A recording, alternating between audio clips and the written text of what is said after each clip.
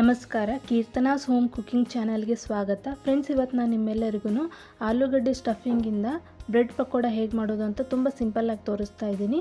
ನಾನು ಮಾಡೋ ರೆಸಿಪೀಸ್ ನಿಮಗೆ ಇಷ್ಟ ಆದರೆ ಪ್ಲೀಸ್ ನನ್ನ ಚಾನಲ್ನ ಸಬ್ಸ್ಕ್ರೈಬ್ ಮಾಡಿ ಸಪೋರ್ಟ್ ಮಾಡಿ ಫ್ರೆಂಡ್ಸ್.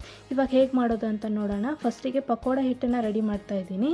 ಅರ್ಧ ಬೌಲಷ್ಟು ಕಡಲೆ ಹಿಟ್ಟು, 1 ಟೇಬಲ್ ಸ್ಪೂನಷ್ಟು ಅಕ್ಕಿ ಹಿಟ್ಟು, ಒಂದು ಅರ್ಧ ಟೇಬಲ್ ಸ್ಪೂನಷ್ಟು ಉಪ್ಪು, ಅರ್ಧ ಟೇಬಲ್ ಸ್ಪೂನಷ್ಟು ಖಾರದ ಪುಡಿ ಹಾಕ್ತಾಯಿದ್ದೀನಿ, ಮತ್ತು 1/4 ಟೇಬಲ್ ಸ್ಪೂನಷ್ಟು ಅರಿಶಿನ ಪುಡಿ, 1/4 ಟೇಬಲ್ ಸ್ಪೂನಷ್ಟು ಜೀರಿಗೆ ಮತ್ತು ಒಂದು ಸ್ವಲ್ಪ ಅಜ್ವೈನ್ ಹಾಕ್ತಾಯಿದ್ದೀನಿ. ಫಸ್ಟಿಗೆ ಡ್ರೈ ಆಗಿನೇ ಇದನ್ನ ಮಿಕ್ಸ್ ಮಾಡ್ಕೋಬೇಕು. ಅದಾದಮೇಲೆ ಒಂದು ಅರ್ಧ ಬೌಲಷ್ಟು ನೀರನ್ನು ಯೂಸ್ ಮಾಡ್ತಾಯಿದ್ದೀನಿ.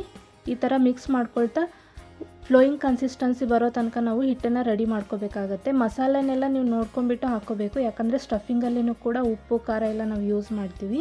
ಇವಾಗ ಒಂದು 1/4 ಟೇಬಲ್ ಸ್ಪೂನಷ್ಟು ಸೋಡಾ ಹಾಕ್ತಾಯಿದ್ದೀನಿ. ಹಾಕಿಬಿಟ್ಟು ಚೆನ್ನಾಗಿ ಮಿಕ್ಸ್ ಮಾಡ್ಕೋಬೇಕು. ಮಿನಿಮಮ್ ಅಂದರೂ ಇದನ್ನು ಒಂದು 15 ನಿಮಿಷ ಹಾಗೆ ಬಿಡಬೇಕಾಗತ್ತೆ. ಅಷ್ಟರಲ್ಲೇ ನಾವು ಇವಾಗ ಸ್ಟಫಿಂಗನ್ನು ರೆಡಿ ಮಾಡ್ಕೊಳ್ಳೋಣ. ಒಂದು ದೊಡ್ಡದು ಆಲೂಗಡ್ಡೆ ತೊಗೊಂಡಿದ್ದೀನಿ, ಒಂದು ಈರುಳ್ಳಿನ ಕಟ್ ಮಾಡಿ ಇಟ್ಕೊಂಡಿರೋದು, ಸ್ವಲ್ಪ ಕೊತ್ತಂಬರಿ ಸೊಪ್ಪು, ಒಂದು 1/4 ಟೇಬಲ್ ಸ್ಪೂನಷ್ಟು ಅರಿಶಿನ ಪುಡಿ, ಅರ್ಧ ಟೇಬಲ್ ಸ್ಪೂನಷ್ಟು ಖಾರದ ಪುಡಿ, ಅರ್ಧ ಟೇಬಲ್ ಸ್ಪೂನಷ್ಟು ಗರಂ ಮಸಾಲ, ರುಚಿಗೆ ತಕ್ಕಷ್ಟು ಉಪ್ಪು, ಇವೆಲ್ಲ ಹಾಕಿಬಿಟ್ಟು ಇವಾಗ ಸ್ಟಫಿಂಗನ್ನು ಚೆನ್ನಾಗಿ ನಾವು ಮಿಕ್ಸ್ ಮಾಡ್ಕೋಬೇಕು.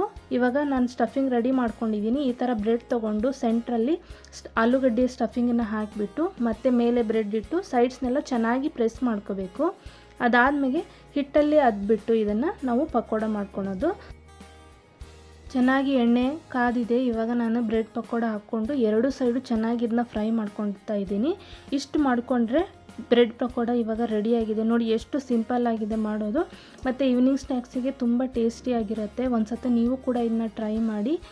ವಿಡಿಯೋ ಇಷ್ಟ ಆಗಿದ್ದರೆ ಲೈಕ್ ಮಾಡಿ, ಶೇರ್ ಮಾಡಿ, ಕಮೆಂಟ್ ಮಾಡಿ, ಸಬ್ಸ್ಕ್ರೈಬ್ ಮಾಡಿ. Thank you.